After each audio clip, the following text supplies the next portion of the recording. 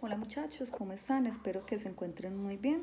El objetivo de este video entonces es que podamos dar continuidad al proceso de desarrollo en términos de infancia, de niñez, de adolescencia, tal como es necesario en este curso de precisamente el ciclo vital.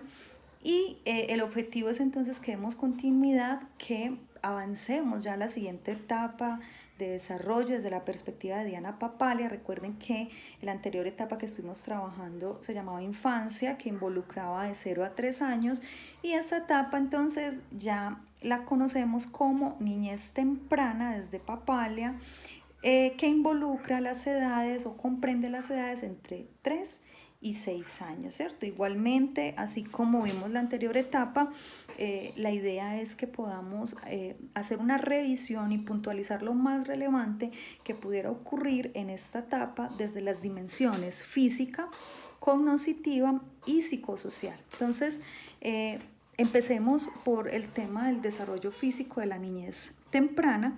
Podríamos decir entonces que ese desarrollo físico se caracteriza en términos muy generales en asuntos tales como que los niños adelgazan, ¿cierto? Los niños crecen bastante. Los niños empiezan a cambiar esos hábitos de sueño, digamos que ya no necesitan dormir tanto, y eso trae algunas complicaciones o trae algunas variables, digámoslo así, que pudieran convertirse en alteraciones en el sueño. Ya vamos a hablar un poquito más de eso. También empezamos a identificar en ellos habilidades para correr, para saltar, para lanzar la pelota, para amarrarse los zapatos, para dibujar y empezar a desarrollar el tema de la pinza. Allí el acompañamiento que se haga desde ese punto de vista de la motricidad fina. Es muy importante cómo van a coger el lápiz, cómo van a coger los marcadores, las crayolas, que los niños empiezan cogiéndolo así, luego deberían perfeccionarlo para que no vayan a tener dificultades, digamos, a nivel gráfico, a nivel de escritura más adelante. Bueno, todos estos procesos, digámoslo así, se comprenden entre los 3 y los 6 años. Y además se da pues un asunto, pienso yo, que es muy relevante, y es el desarrollo de la lateralidad, es decir, que el niño va a tener una preferencia por, digámoslo así, realizar sus actividades con un hemicuerpo más que con el otro, es decir, no solamente una mano dominante, sino también un ojo dominante, un oído dominante, en general un hemicuerpo. Cuando juegan también van a elegir una pierna, digámoslo así, para chutar la pelota, una mano para tirar la pelota, dominante o relacionado entonces con el hemicuerpo dominante. Bueno, vamos a hablar un poquito de ese tema de la lateralidad en esa parte del desarrollo físico de la niñez temprana. Entonces, niñez temprana, recuerden, de 3 a 6 años. Vamos a nombrar a nivel de desarrollo físico el desarrollo fisiológico, patrones y problemas del sueño, desarrollo de habilidades motoras, salud y seguridad. Entonces, les decía, el crecimiento físico aumenta, aunque es más lento que en la etapa anterior. Es una etapa donde, digámoslo así, se fomenta y hay un desarrollo importante a nivel de habilidades motoras. Ellos entonces empiezan a perder su redondez. Cuando decimos pierden su redondez, estamos hablando de que esa parte física, pues ya no van a ser tan gorditos, tan redonditos en esa apariencia, ¿sí? Y vemos ya más un crecimiento a nivel muscular y a nivel esquelético, y también un fortalecimiento de estos sistemas. El desarrollo del cerebro también es muy importante allí, y hay una maduración importante a nivel, o continúa más bien esa maduración a nivel del sistema respiratorio y circulatorio. Entonces, corre, brinca, salta, se impulsa, se ata los zapatos, sirve los alimentos. Algunos de esos alimentos ya los sabe servir, como el cereal, y desarrollan, o más bien empiezan a dejar ver o a evidenciar esa lateralidad. Recuerden que ellos continúan entonces en los procesos de crecimiento y desarrollo y que, pues, como creo lo hemos mencionado, es muy relevante este asunto del crecimiento y desarrollo, que los niños tengan la posibilidad de llevar estos controles, que sus padres estén constantemente, pues, como llevando un monitoreo de esto, pues es necesario identificar si ese crecimiento y ese proceso de desarrollo se está dando tal cual como se espera que ocurra para la edad que tiene. Listo. Obviamente ya sabemos que hay factores genéticos, ¿cierto? Que hay otro tipo de situaciones que podrían, digamos, permitirnos predecir que el niño no va a tener la misma talla o el mismo peso que los demás niños, ¿cierto? Sin embargo, es como lo esperado, lo que está definido como normal y que es importante entonces hacerle un seguimiento para tomar las respectivas, digámoslo así, decisiones en el momento que sea necesario, pues como ya hemos visto y creo que ustedes lo han leído repetidamente, lo que propone Papalia, el tema de la nutrición, es decir, de una buena y sana alimentación y adecuada alimentación y suficiente alimentación, va a generar un impacto muy importante a nivel del desarrollo, pues no solamente físico, sino a todo nivel, ¿cierto? Entonces, miremos estas tablas, nos dan una diferenciación en peso y talla entre niños y niñas, pero ustedes pueden notar allí que pues, la diferencia no es muy significativa. Se dice que alrededor de los 3 años se espera que los niños midan 96 centímetros y las niñas que midan unos 94 centímetros, y se espera que en esa misma edad, 3 añitos, ya ellos pesen alrededor de 15 kilos. Se espera que sea tanto ese peso tanto para niños como para niñas. En los 4 años se espera entonces que los niños midan 103 centímetros aproximadamente y las niñas 102 centímetros y que pesen alrededor de 17 kilos. A los 5 años de edad, los niños deberían estar midiendo alrededor de 109 centímetros y las niñas 108. Miren que la diferencia pues no es mucha y se espera que pesen alrededor de 19 kilos. Entonces, les decía que esta etapa, además de esos cambios, además de que el desarrollo motor empieza a jugar un papel muy importante, digamos, desde la dimensión física, a nivel motor hay un desarrollo significativo, tanto a nivel motor grueso como a nivel motor fino. También se presentan algunas dificultades a nivel del sueño. Como tal, pues ya los niños no necesitan dormir tanto, pero además están mucho más activos, son mucho más independientes y van a haber muchos factores que van a generar una influencia importante para que ellos realmente duerman y que realmente descansen lo que deberían descansar. Entonces, son más independientes, están jugando, ¿cierto? Constantemente, están activos, están las pantallas, están, digámoslo así, un montón de influencias donde pienso yo en este momento de la vida se juega un papel muy importante. Yo pensaría que todo el tiempo, ¿cierto? Así como veíamos que en la infancia que los cuidadores eran muy relevantes, principalmente la madre, bueno, los padres, muy relevantes para acompañar ese proceso de desarrollo por el nivel de dependencia, digámoslo así, para la supervivencia tan grande que tiene un bebé. En este momento de la niñez temprana, yo pienso que el rol de los papás, pues además de acompañar y satisfacer esas necesidades básicas y esas necesidades también de afecto, juega un papel muy importante a nivel conductual, digámoslo así, la capacidad que vayan a tener los padres o los cuidadores, pues para poner normas, para poner límites y la influencia que esto vaya a generar a nivel de la conducta, ¿cierto? Esto se los estoy nombrando pues no solamente, digámoslo así, para asuntos relacionados con el sueño, sino en términos generales. Esta etapa pienso yo que es muy relevante para establecer esas reglas, digámoslo así, de juego con mucha claridad con los niños, ¿cierto? Y además que es una etapa en la que están muy próximos o en algunos casos logran empezar a socializar, o sea que ingresa la socialización secundaria ya en la vida de ellos. Cuando hablamos de socialización secundaria ya estamos hablando de que muchos entran a la guardería, que muchos están en los preescolares, donde pues, se van a socializar, van a interactuar con otros niños, con otras familias, y que, digámoslo así, empiezan a aparecer las reglas o la norma, a jugar un papel muy importante para el manejo, digámoslo así, individual, el control emocional y todo lo que eso influye. Entonces, la familia aquí empieza a jugar un papel, continúa jugando un papel muy relevante en ese proceso de desarrollo de los niños, pero pienso yo que específicamente a nivel conductual, a nivel de normas, a nivel de límites,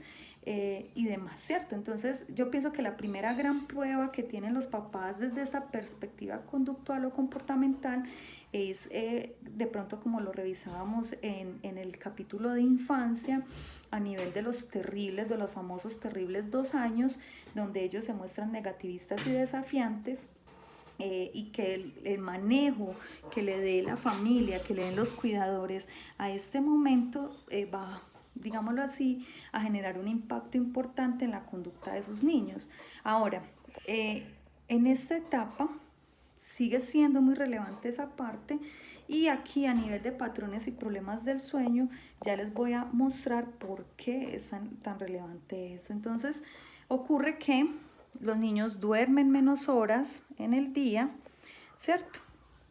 Ya no duermen tanto como dormían antes, tantas horas, sino que ya duermen más poquito en el día, y se espera que duerman alrededor de 11 horas en la noche, ¿sí?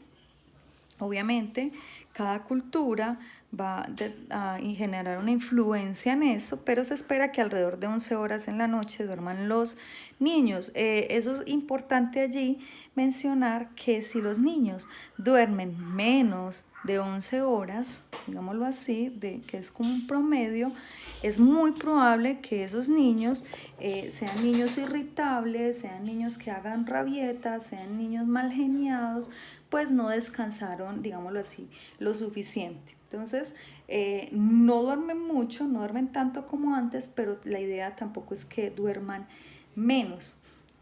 Situación que es necesario considerar pues a la hora de generar esos hábitos, a la hora de orientar a sus papás para generar determinados hábitos en esos niños y evitar que al otro día se generen esos momentos de rabia o irritabilidad, que van a ser seguramente consecuencia en muchos casos, va a ser consecuencia de no dormir lo que debe dormir. Entonces, los niños y las niñas desarrollan algunos rituales para dormir.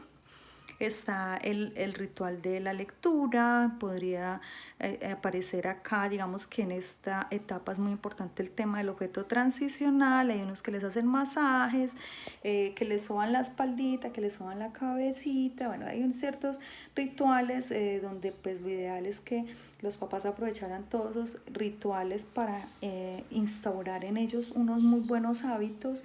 Y cuando hablamos de hábitos estamos hablando de generar una rutina, al mismo tiempo repetirlo todo el tiempo para que ellos lo interioricen y aprendan a hacerlo. Entonces incluir allí obviamente el comer bien, ¿cierto? Pues obviamente esperar un momento, cepillarse los dientes, ¿cierto? Y organizar pues como todo el ritual de disposición, o sea, el ritual para disponerse a dormir, ¿cierto?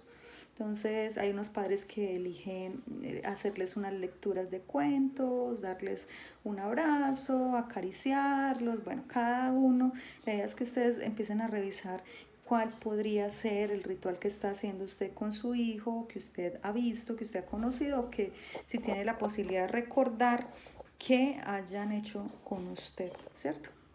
Entonces aparece el sonambulismo, sobre todo si el niño duerme muchísimo en el día por alguna razón, pudiera tener esta alteración del sueño. También aparecen los terrores del sueño.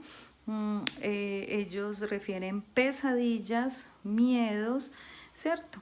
Y todo eso, digámoslo así, que es una etapa en donde ellos refieren miedo al chucho, miedo al coco, a un monstruo, digamos que la televisión juega un papel muy importante en esta imaginación en los niños, en todas estas cosas, empiezan a ver en las sombras de las cosas animales o monstruos que pudieran generarle ese mismo miedo.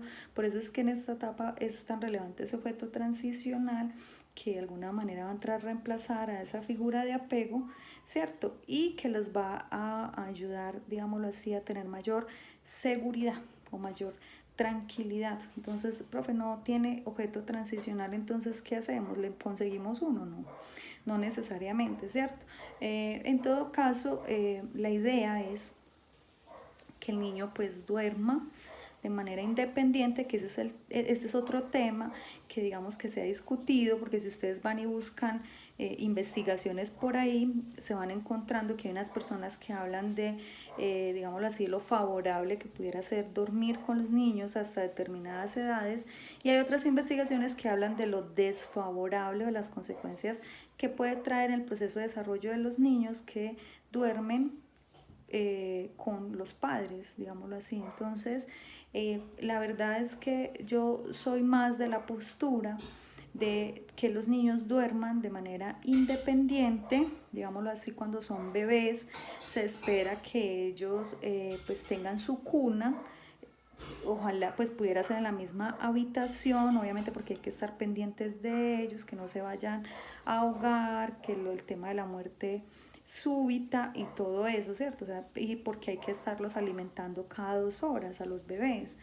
Pero en el caso ya de estos niños, en esta etapa, la niñez temprana, ya podríamos estar pensando en la posibilidad, viene el factor económico también a jugar un papel allí importante, el nivel de personas o la cantidad de personas que convivan en el mismo hogar o en la misma casa. Entonces, pero pensaría yo que es mucho más recomendable pensarnos en que cada niño tenga su espacio desde pequeño de manera independiente, ¿cierto? Y que allí aprenda, se habitúe a que ese es su espacio para dormir y que allí pues obviamente lo deberá hacer, ¿cierto? O sea, eso es muy relevante, es muy importante que obviamente el niño va a sentir esos miedos, esos terrores nocturnos y que va a querer estar en la habitación de pedirle insistentemente a los padres que duerman con ellos en la cama, pero pienso yo que es muy importante y es muy relevante, más que solucionarles eso de que me quedo con él durmiendo para que no sienta miedo y se sienta seguro, es acompañarlo en ese proceso de enfrentar, de sentir ese miedo, pero también de aprender a enfrentarlo. Y yo pienso que desde ya les estamos dando a esos niños herramientas pues para que afronten sus obstáculos, sus adversidades, sus temores desde asuntos, digámoslo así, tan tempranos como es que aprendan a dormir solitos y que sientan esa tranquilidad pues de que usted está en la otra habitación, en el otro espacio, muy pendiente de ellos, muy atentos de que si pasa algo pues ustedes obviamente los van a acudir, ¿cierto? Sin embargo, pienso yo que es importante propender por esa independencia a ese nivel desde este momento de la vida. Entonces, esos temores, esas pesadillas nos indican, digamos que son normales y nos van a indicar a nosotros que hay unos miedos, a nivel emocional y que ellos necesitan sentir esa protección y ese acompañamiento, no desde la resolución de ese asunto, como quedándome contigo todo el tiempo, sino que sepa que lo estás acompañando, que sepa que estás ahí, pero que es algo que él deberá aprender también a afrontar y a trascender, digámoslo así. En esa etapa también, digamos que es muy usual que aparezca la enuresis. Enuresis se escribe así, enuresis nocturna, y cuando hablamos de enuresis estamos hablando de esa dificultad que pueda presentar el niño para controlar sus esfínteres en términos muy específicos de la micción, es decir, la orina, ¿cierto? Entonces, es normal que hasta cierta medida los niños puedan orinarse en las noches, o amanecer orinaditos, orinarse un poquito en las noches, es, digámoslo así, es normal que ocurra. Lo que empieza a dejar de ser normal es que ocurra todo el tiempo, constantemente, y obviamente que no sea solamente en la noche, sino también en el día. Ya un niño se espera que en esta etapa ya controle sus esfínteres, un niño con un desarrollo normal ya sea capaz de controlar sus esfínteres, tanto la micción como la deposición. Sin embargo, es normal que pueda ocurrir de manera nocturna ocasionalmente. Si ocurre de manera constante esa enuresis, entonces podríamos pensar o empezar a sospechar algo, que algo a nivel emocional en ese niño no está operando. Algo a nivel emocional en ese niño no está funcionando bien y puede ser un signo de alguna situación como cuál, como de maltrato, de no sé, de negligencia, tal vez abuso, o sea, algún tipo de situación. Y no es que necesariamente un niño que se está orinando en las noches entonces quiere decir que lo están abusando, no, pero sí quiere decir que si es de manera repetitiva, algo está pasando allí, que es importante consultar y buscar el apoyo, digámoslo así, psicológico, para que se haga la respectiva evaluación y se pueda identificar qué es lo que está pasando con ese niño que está actuando de esa manera. También se conoce como encopresis, cuando el niño, además de no controlar la micción, la orina, tampoco controla la deposición, ¿cierto? Entonces eso también es importante tenerlo en cuenta. Crearle hábitos de sueño entonces sería una muy buena alternativa para mejorar esos problemas que se puedan presentar en el sueño. Una rutina, evitar pues obviamente la televisión. Ya ustedes vieron, supongo yo, el video que nos dice el daño, el nivel de afectación de las pantallas en los niños, evitar programas estimulantes, evitar el juego activo. Cuando hablamos de evitar el juego activo no estamos hablando en el día, estamos hablando, digamos que justo antes de dormir, o digámoslo así, una hora, unos minutos antes de dormir, pues ellos están jugando, brincando, saltando para allí para acá. Pudiera ser que eso los canse, pero también puede ser que eso los active muchísimo más. Entonces, la idea o la recomendación que se hace desde ese punto de vista es que ellos logren generar, digamos que una disposición también a nivel físico, a nivel de sistema nervioso, donde ya se tranquilicen, donde ya estén más calmados, y no solamente en el caso de los niños, en general las personas que pudieran tener dificultades en el sueño, ¿cierto? Es importante tener en cuenta esa recomendación de disponerse, de evitar actividades y obviamente bebidas oscuras, dulces, antes de acostarse. Pues si tiene alteraciones o esa propensión a tener alteraciones en el sueño, pues eso pudiera ocasionarles, digámoslo así, en mayor medida. Entonces, una opción puede ser encender una luz tenue, una lámpara o algo así, para que ellos no sientan tanto temor. Nada de alimentos antes de dormir, como les decía ahorita, no ceder en las peticiones. Ellos recuerden que los niños y los adolescentes suelen ser muy manipuladores, entonces ellos con toda la intención de que usted se quede allí, de que usted no los abandone, que usted, por el temor tan grande que pudieran sentir, se pueden inventar: cuéntame otro cuento, acuéstate otro ratico, tengo sed, tengo ganas de hacer chichi, estoy cansado, incluso me duele esto, me duele lo otro. Hay que estar atentos a esos signos que pudieran corresponder a la realidad, pero también pudiera corresponder a una manipulación que ellos están llevando a cabo con tal de que usted no se vaya y no los deje solitos, y con tal también de postergar la hora o el momento de irse para la cama. Entonces ahí es cuando les decía ahorita que la parte de las normas y de los límites empieza a jugar un papel muy importante en esa creación de hábitos y rutinas. Específicamente estamos hablando del tema del sueño, porque si usted no tiene esa fortaleza y esa claridad, pues va a seguir cediéndole a las exigencias de ellos, porque le da pesar, porque qué pecado mi bebé, porque usted tampoco ha aceptado que su bebé ya creció, por tal y cual cosa. Y Al contrario, lo que nosotros estamos buscando en ellos es que, acuérdese, que sean bien independientes y que aprendan a enfrentar también sus temores, ¿cierto? Entonces, ¿usted qué va a hacer? Va a ser una persona muy empática, va a comprender lo que a él le pasa, no lo va a gritar, no se va a desesperar, mucho menos le va a pegar, nada de eso, sino comprendiendo que él siente miedo y dándole a través de las palabras y de su coherencia en su presencia en la vida de él, esa tranquilidad y esa seguridad para que él sepa que usted está allí. ¿Cierto? Sin embargo, también él debe saber que pues deberá enfrentar esos miedos, pero les digo que una lamparita pudiera ser una buena opción para que ellos se sientan mucho más seguros y duerman en sus camas. Entonces ya aquí nos dice, acompañe nuevamente al niño, a dormir al niño si se levanta y tranquilícelo si es necesario, pero sea firme, ¿cierto? Entonces ellos van a buscar la manera de pasarse para la cama suya, para la cama de los papás, para la cama de los cuidadores. Entonces la idea es que usted los devuelva, se quede con ellos, les explique, les brinde confianza, tranquilidad y seguramente poco a poco se van a habituar hasta que lo van a superar.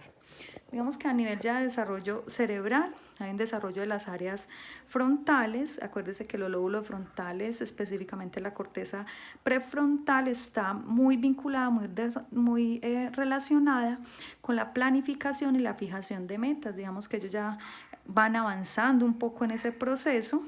A los 6 años el cerebro alcanza, digámoslo así, su volumen máximo. Continúa una mielinización del cuerpo calloso. Recuerde que el cuerpo calloso es ese haz de fibras que une los dos hemisferios.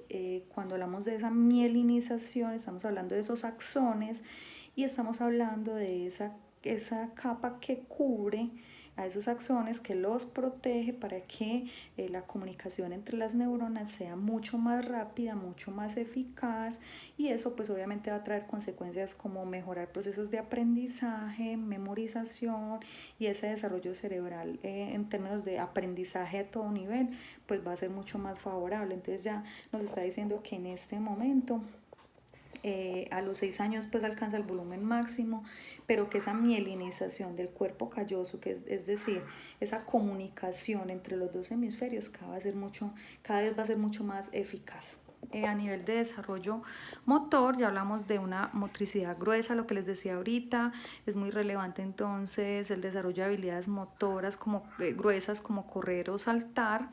Involucra los músculos largos, ¿cierto? Y el grado de destreza también va a depender de la herencia genética, pero como creo que lo hemos hablado en varias ocasiones, las oportunidades que el niño tenga de aprender y de practicar. Entonces, sí, ellos van a tener, digamos, una predisposición biológica, pero la nutrición, el acompañamiento en un adecuado proceso de desarrollo y las oportunidades, es decir, la posibilidad que tienen ellos para jugar, para saltar, para realizar todo tipo de actividades, digámoslo así, físicas, van a permitir que ellos desarrollen en mejor medida o no esas habilidades motoras gruesas, ¿cierto? Y la motricidad fina también implica la coordinación entre ojo, mano y músculos pequeños, donde evidencia uno ese desarrollo motor, cuando ellos son capaces de abotonarse, en el dibujo, lo que les decía ahorita, como en el desarrollo de la pinza. Cuando hablamos de pinza estamos hablando de esto, ¿cierto?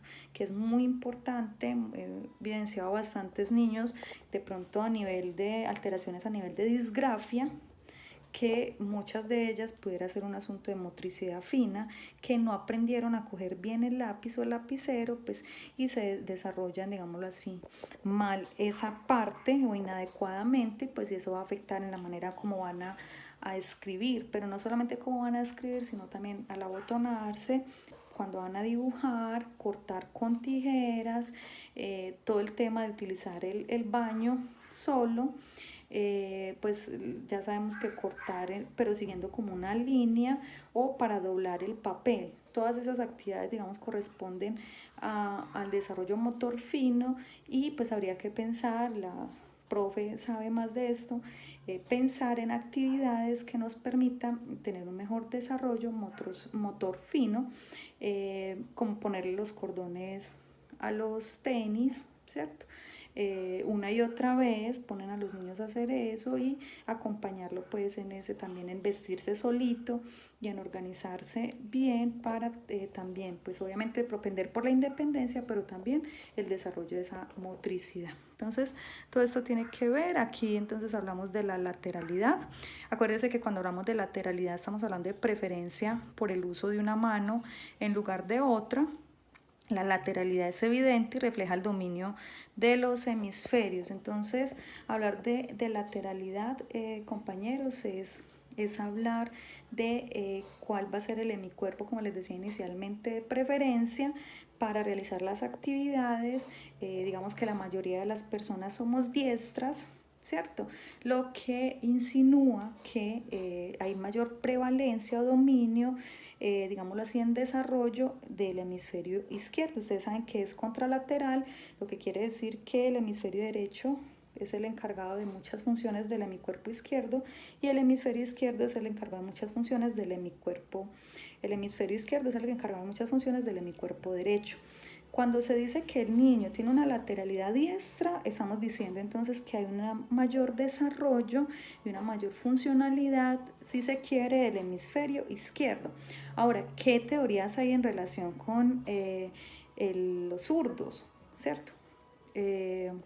Los que tienen lateralidad con la mano izquierda o con el hemicuerpo izquierdo, pues que seguramente pues ya sabemos que es un asunto genético, que no es que el niño lo elija. Yo no sé si ustedes conocen que anteriormente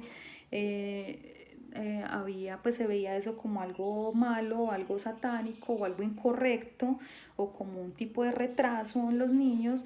Entonces los obligaban, de pronto a papás de ustedes o abuelos de ustedes les tocó que los obligaban a escribir y como fuera a desarrollar la mano derecha, eso pudiera generar algunas consecuencias, digámoslo así, a nivel del proceso de desarrollo, pero también a nivel emocional.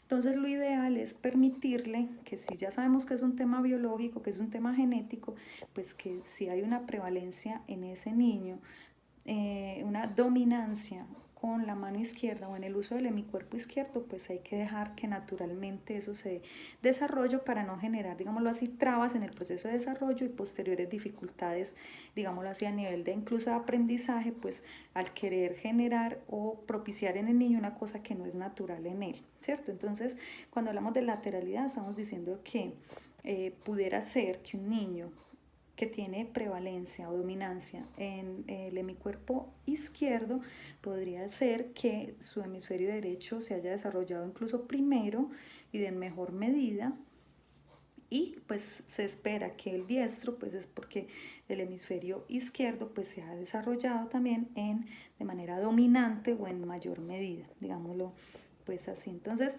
eso es muy importante, permitirle a los niños que no son diestros, que son zurdos, permitirle pues que tenga su desarrollo normal con todas las características. Ser zurdo sigue siendo pues un tema bastante investigado en la ciencia, no hay muchas claridades de por qué se da así, sabemos que es una condición genética y hay que permitirle al niño entonces que se desarrolle a ese nivel.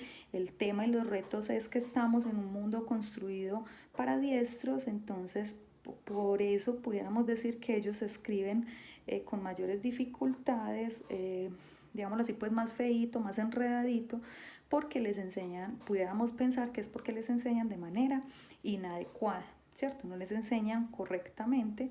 Es difícil encontrar lugares donde hay una adaptación para personas que escriben con la izquierda o que tienen una dominancia izquierda. Bueno, valdría la pena que buscáramos algo más sobre ese tema y nos pensáramos sobre eso. ¿Listo? Digamos que la parte del desarrollo artístico también empieza pues como a evidenciarse en esta etapa. La producción artística que ellos reflejan, empiezan a dar cuenta del desarrollo de su cerebro, de la coordinación a nivel motor fino. Entonces empiezan a pasar como por unas etapas, el garabateo, etapas ya donde hacen más formas más evidentes, pasan a la siguiente etapa, que es de diseños complejos, y ya pasan entonces a una etapa pictórica donde ellos evidencian ya dibujos pues mucho más claros, mucho más, digámoslo así, con mejores formas, ¿cierto? Con mejores diseños, Entonces, miremos acá las etapas. Entre los 3 y los 4 años, ¿cierto? Miren las figuras que van haciendo en la etapa de forma. O sea, primero son los garabatos, ¿cierto? Que eso es de cualquier manera, indiscriminadamente, ellos escriben, dibujan y según ellos, ahí hicieron al papá, hicieron a la mamá, ahí dibujaron al perrito. Bueno, ya viene más o menos entre los 3 y los 4 años empieza la etapa de la forma, donde se empiezan a identificar pues ya con mayor claridad como círculos, cuadros, un poco más claro los triángulos. Ya pasa a esa etapa de diseños un poco más complejos, aquí están, ¿cierto? Ya vemos la diferenciación. Y acá en la pictórica pues ya estamos hablando de figuras mucho más claras, ya con colores, ya más representativas, que evidencian con mayor claridad pues un gráfico, ¿cierto? Entonces todo eso es bastante relevante a nivel también de desarrollo motor. En términos de salud y seguridad es muy importante porque como ya sabemos que los niños en este momento están desarrollando ese sistema circulatorio y respiratorio, esos niños pudieran estar expuestos a bronquitis, a neumonía, a asma, porque si están expuestos al humo, al cigarrillo, a la contaminación, pudiera generar todas estas afectaciones, ¿cierto? Contaminación del aire les podría generar enfermedades respiratorias agudas, los pesticidas también y el plomo podría generar todas esas enfermedades a nivel respiratorio, ¿cierto? Y digamos que son enfermedades muy comunes en ellos, los resfriados, y bueno, en general enfermedades respiratorias como lo hemos nombrado, y se pueden presentar algunos asuntos relacionados con accidentes y lesiones, como estar propensos por esa inquietud, esa exploración que continúa y esa independencia, digamos que pueden moverse, correr y estar de un lado al otro, hay que estar muy pendientes de ellos, pues podrían estar, digámoslo así, muy expuestos a quemaduras, podrían estar muy expuestos a ahogamientos en lo que comen con los juguetes que son muy pequeñitos, a caídas, a envenenamiento, que se metan pues obviamente cosas que no se pueden comer a la boca y todo este tipo de cosas. Entonces la idea es prevención de la obesidad, pero también la desnutrición, ni una cosa ni la otra. La obesidad infantil acarrea problemas de salud, baja autoestima, depresión a causa de esa apariencia física y obviamente pues el bullying al que está expuesto, porque nuestra sociedad pues no sé qué pasa, que no tolera a las personas con sobrepeso y demás. Entonces hay que estar muy pendientes de eso, todas esas afectaciones psicológicas y emocionales, pero también de la salud. Entonces ya sabemos que la obesidad se puede heredar, que es un asunto genético en gran medida, por lo tanto pues hay que tener un mayor cuidado en la alimentación y trascender un poco esos mitos de nuestras familias que dicen que es que el niño más sano, el bebé más sano, el niño más sano es el que sea más